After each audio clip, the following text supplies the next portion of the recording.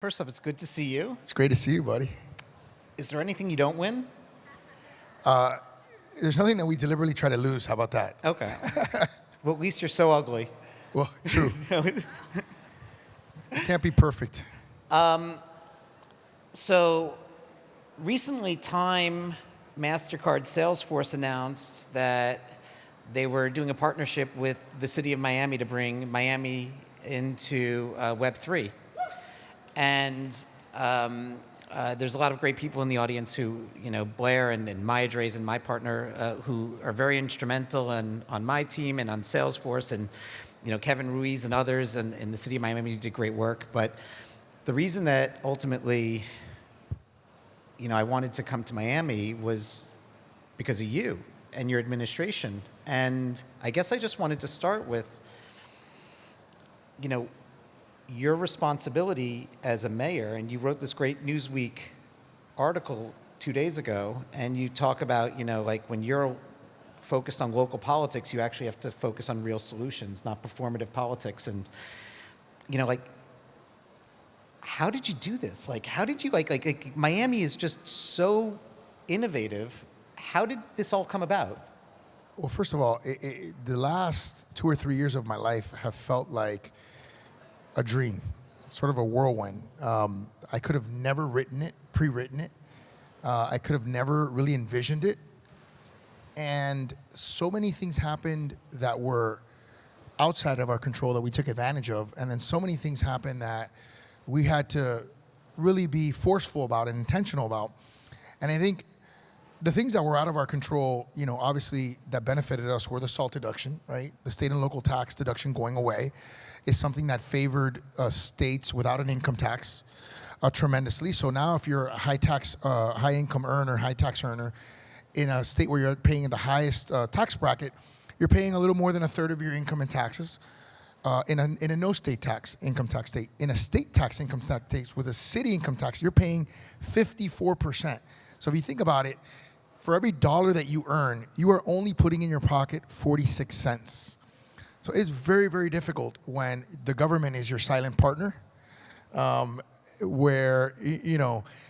that was part of it. I think the other part of it, obviously, which was terrible because you never want to benefit from anyone's misfortune, but COVID obviously was, something where the remote work phenomenon happened, which led to this sort of disruptive moment in technology.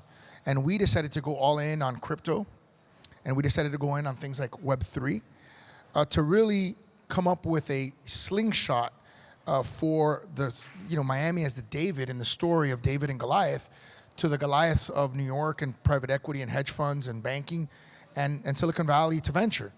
So that was another thing. And then I think the third thing was a lot of American cities were pushing out innovators, right? Famously, New York pushed out Amazon after the HQ2 prize. And in San Francisco, somebody put out a tweet saying, F Elon Musk, and he replied famously, message received, and left. And so in my case, it was the counter narrative, right? Somebody put out a tweet that said, hey, what if we move Silicon Valley to Miami? And I responded, how can I help? So that was just a different attitude to what innovation was receiving from American cities in the United States. So I think the combination of those three major forces really created a seismic shift. And, I think obviously met phenomenal people along the way, such as yourself. And when you came to us with, imagine, Salesforce and MasterCard, Time Magazine, these incredible companies, it was just a magnificent opportunity for us to execute. Is really all we had to do, because you guys came up with the idea, which was brilliant, and all we had to do is execute. And I see Mike and Kevin and Nikki in the audience, and I know Saif was in the back, and so many people that helped, that create our execution mechanism. I think it's really special to have a group of people like that that are dedicated to the city. So you bring up a really interesting point, and it's something that I've actually heard time and time again, which is how accessible you and your team has been to business leaders who have just literally called and you've picked up the phone, right? Like, and when I was backstage and throughout the day, and I was meeting a lot of the mayors here, I realized, and this was very weird for me, that like I was actually becoming one of the oldest people in the room, right? And I'm really like a 98-year-old. I just age backwards, just so everyone knows, right? But like what was unbelievable to me was how many of the mayors were, sub 45, right? And were mayors that grew up with Nintendo and Sega and Ataris and gamification and were always digitally native. And now here you are, and you're the head of the Council of Mayors, right? In a year from today, when you look back, like, what's your goal in terms of taking your learnings from Miami and the successes you've had and sort of helping other mayors sort of see paths forward? Well, I think our goal has been to create the prototype city. And the prototype city is a city that keeps people safe, that doesn't take more of their money than is absolutely necessary to perform the function and the role, but that also understands that it's more powerful to create an ecosystem where people can be empowered. So we're number one in the nation right now in tech job growth. We're number one in the nation in tech job migration. We're number one in blockchain investments. Our year-over-year increase in blockchain investments is over 2,000%. It's $800 million that are invested into blockchain companies. So that's the future. The future is Web3. The future is artificial intelligence, virtual reality. I just came from another conference where I put on these virtual reality goggles, and it's a virtual reality charter school. I mean, incredible. And by the way, I mean, it was unbelievably good. Go ahead. Oh, no. I was going to say, like in February of 2020, we recreated with the King Estate at Time Martin Luther King's famous I Have a Dream speech. And we did it at the DuSable, and it was amazing. And the cover of Time was actually the image from that. And you know exactly what I'm talking about. And it was the most photorealistic creation of a human being ever. It actually passed the Uncanny Valley.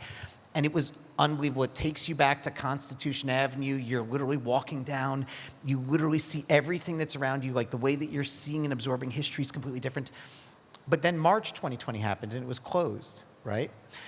And what did we do? We worked with Fortnite, of all places, to recreate this experience in a metaverse. And over 14 million people showed up and spent an average of 49 minutes in it. Think about that, right? Like the power of education. I have an 8-year-old daughter.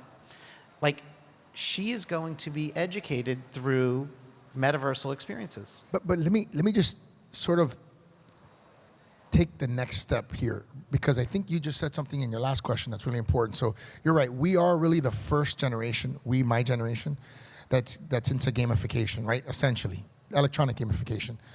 My son now is doing stuff that I can never even imagine. But as I put on those goggles today, and this just happened an hour ago, I was like, oh my God, this is like not even an expensive set of goggles and handles. And I'm thinking to myself, this is like a whole nother paradigm. And I would say, if I had to assign you all homework, figure out go to a good virtual reality company and try this on, because it's going to, they put me in the Oval Office. You want to be there? Hey, I'm just saying. I've heard rumors. I'm just saying. I've heard rumors. All of a sudden they said, I'm in this school, and then all of a sudden they said, we're going to put you in another room. And the next room, I'm standing next to the Resolute desk. Yeah? It's crazy. Did you feel comfortable?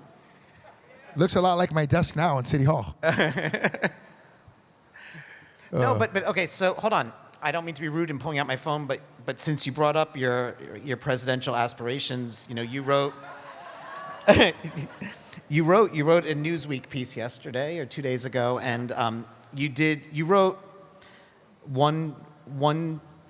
It was great through and through, and I really enjoyed it. And in full disclosure, like, I was a government major in college, and I was a focus on American politics, history, and theory. So like this is the closest I get to what I studied. Right, is about 3 feet away. But you wrote, leading a thriving American city teaches you that inspiration is a force multiplier, diversity is a competitive advantage, and inclusion is a strategic imperative. Like, I thought that was the single most beautiful line in the entire Newsweek article. Like, hands down.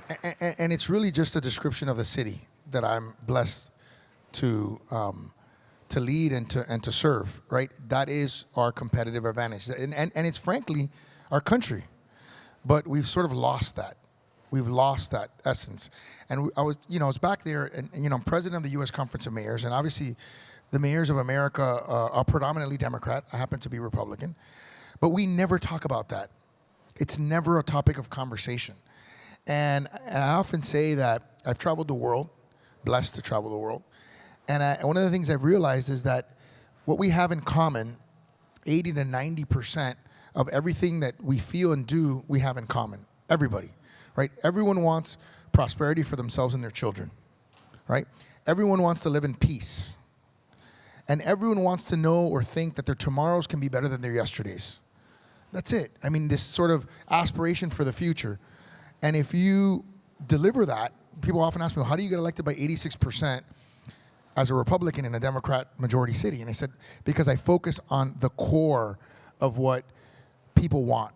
And I try to not get caught up in the distractions. And it seems like our politics are dominated by the distractions, and people ignore the core of what is needed. 86% is a B. No, I'm just joking. It's an amazing number. It's like on every level. What was it? So for me, actually, I'm going to step back for a second.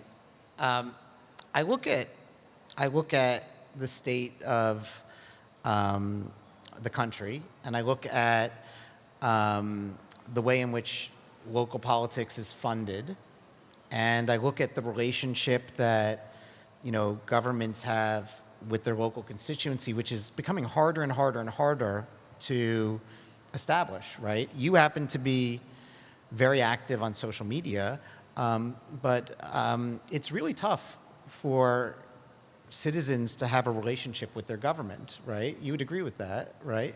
Yeah, it is, and I think it's tough in the world that we live in now because you never know where people are coming from, right? I think before social media, the presumption was when someone was upset with you or was upset, generally, they were coming from a legitimate place, right?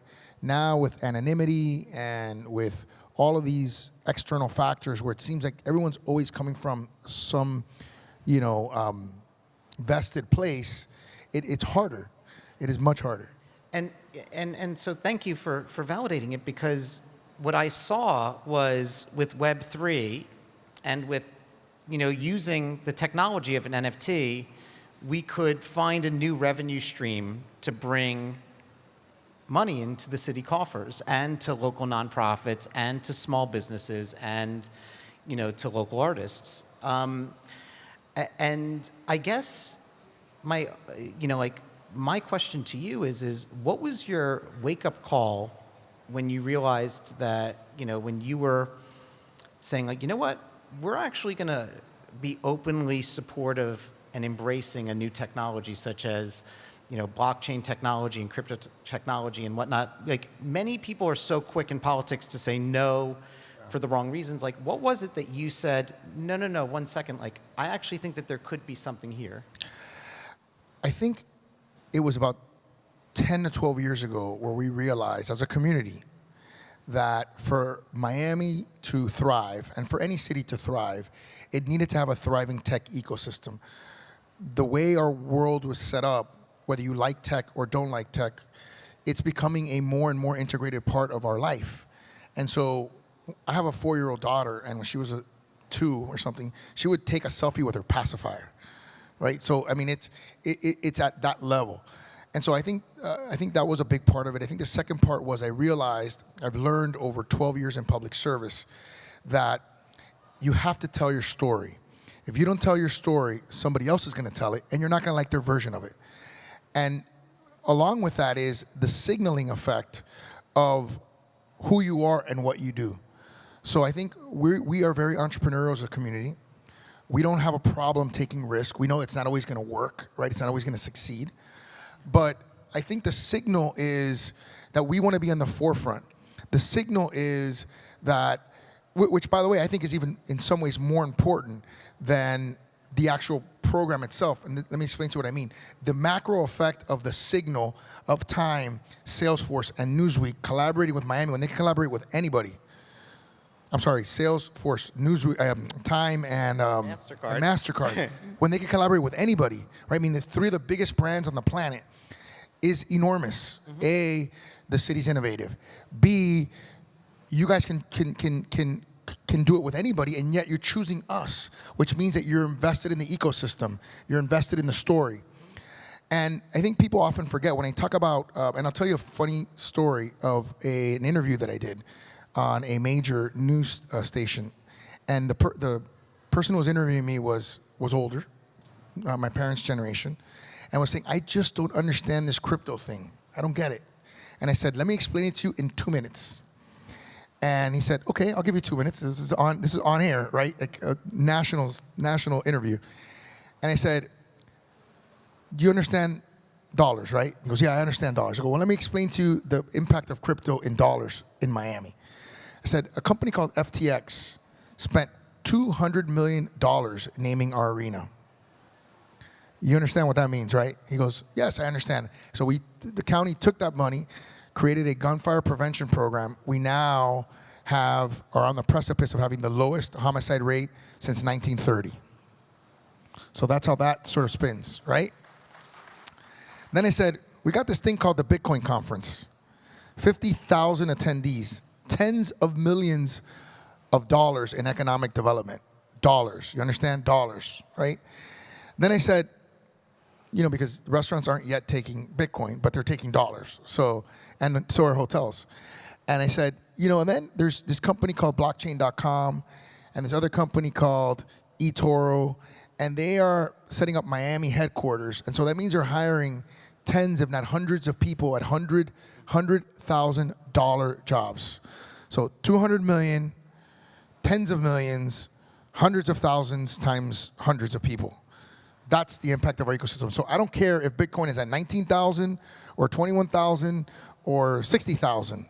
It really matters not to me. What matters is that this is an indisputable wave of the future, and cities can either get on board and ride that wave, or they could potentially be disrupted out of existence and into, problematic situations. So, first, I don't know how we only have 15 minutes, and so I will say a few things. I'm biased because I really like Francis a lot, and I think he's done an amazing job. In full disclosure, I do not control the edit of Time. I run business and strategy of Time, but Miami was the only place that we brought this program and this idea to. You were the only person that we brought this program and idea to because of the signals that you sent out there. And regardless of whether or not I'm on the edit side or not, the edit side does recognize what you have done in the past few years. And, Miami was named by Time as one of the 100 best places. That's right. On the planet. Mayor Suarez was named to the Time 100 Next 2 years ago of leaders that are changing the world, the 100 leaders changing the world. What you've done is remarkable. And I love that you did VR in the Oval Office. That makes me smile tremendously. And I love that when I talk to you, I don't know if I'm talking to a Democrat or a Republican. I think it's like the most incredible aspect of you and how you think about it. But I do have a question because your father was the mayor of Miami and you have kids. Will one of your kids be the mayor of Miami one day? It's interesting. My dad, and I know we have a limited amount of time, but he has an amazing story. He's the ninth of 14 kids. Came to this country at 12 years old, learned to speak English right away. Took the SAT at 17, got almost a perfect score. Got a presidential scholarship to Villanova University, Philadelphia. They give one a year. Graduated Summa Mechanical Engineering, 2 graduate degrees from Harvard, has written 9 books and speaks 5 languages. That's the shadow that I grew up under. And he was the first Cuban mayor of Miami.